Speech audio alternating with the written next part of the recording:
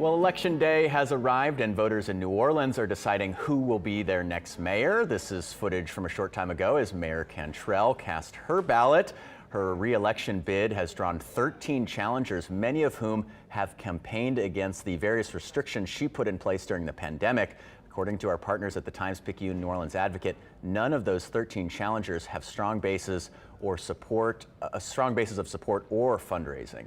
Eyewitness News political analyst Clancy Dubose is speaking with our Karen Swenson about the key races and the possibility of low voter turnout. Take a look here. What are we expecting in terms of turnout?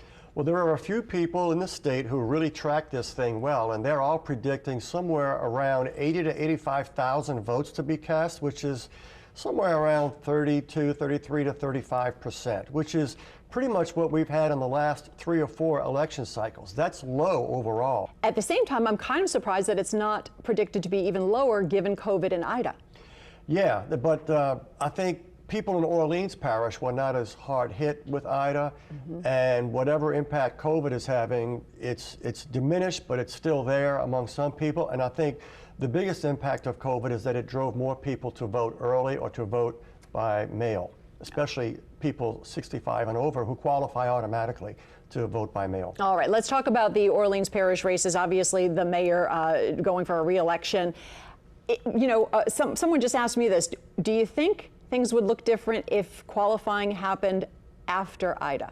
Absolutely. If qualifying had been in mid to late September, I think a lot of races would look different, and certainly the mayor's race would. I think she would have drawn at least one major, well-financed, well-known opponent.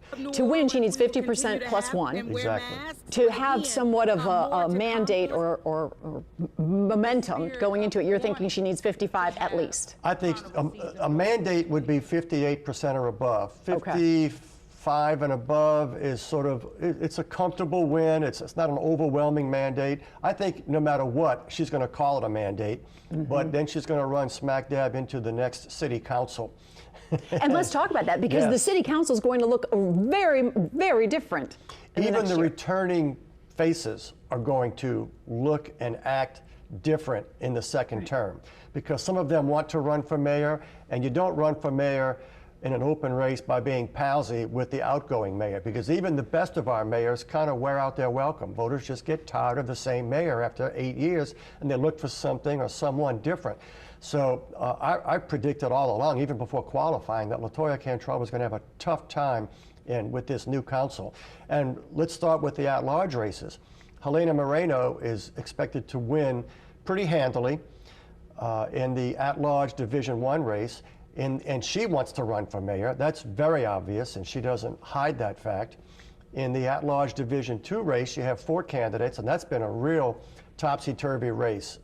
The 2 front runners are J.P. Mayoral, a former state senator, and Kristen Palmer, an incumbent in District C, who could have run for re-election. She's not term limited, but she chose to run at large. So she gave up her district seat to run in this race. They're the 2 main combatants here, and they've been fighting each other really hard. There's been some really harsh and hard-hitting flyers that went out through the mail, and some commercials that were hard-hitting on social media, and it's between those 2. I think Mayoral will run first, but it's a kind of a flip of a coin. The other 2 candidates very possibly could get enough votes to cause a runoff, and those are Bart Everson, the Green Party candidate, and District D Councilman Jared Brossette, who suspended his campaign after his second New Orleans DUI several weeks ago. By suspending his campaign and not formally withdrawing, any votes that he gets are counted. So that could... Interesting how he could impact the election regardless. Yes, and you know, he and Kristen Palmer traded endorsements in the primary, which is a very unusual move, bizarre even, because they were running against each other, but they traded runoff endorsements, and it really helped Palmer. But then 5 days later came the DUI, and so that kind of put the kibosh on any significance that might have had. But staying in the race helps Palmer. How about District E, Cindy Nguyen? Cindy Nguyen faces a handful of challengers. The most well-known one is Oliver Thomas, and most people expect that will go to a runoff between Nguyen and Thomas. Okay, and that could be somewhat of a sign of redemption for Thomas, yes, right? It is definitely his redemption campaign. And, you know, that's been the big issue. Is not so much is he worthy of redemption, but the fact that he was convicted on a charge related to holding office, bribery of a council member. That's been the big hurdle for a lot of people who like him, but are having a little pause about voting for him or endorsing him. How about the sheriff's race? We've got Marlon Gusman. Let me touch on one other council race. The District B race is a very hot race. Jay Banks running for re-election. He faces 3 challenges, 3 women, and he is in the fight of his life. His main challenger appears to be Leslie Harris, but also a significant challenge from Rella Zaplatel. And why most is it? people Why expect is that he will go to a runoff. Well, first of all, Banks has not raised a lot of money, and that surprised a lot of people for an incumbent. He's an experienced campaigner. He knows the district, and he's one of those guys, he's a truth teller.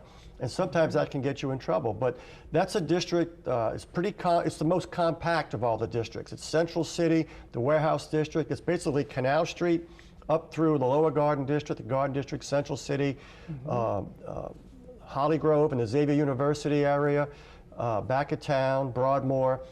But so it's the most compact of all the districts. But it's a district where a lot of people are sophisticated, politically and otherwise, and they're upset about the condition of the city, and that always redounds against an incumbent. But you know, Banks knows how to campaign. It's one of the ones that even the experts are, you know, we're saying, well, I don't know about that one. We'll see. I think it could very well go to a runoff. And we will have more with Eyewitness News political analyst Clancy Dubose coming up.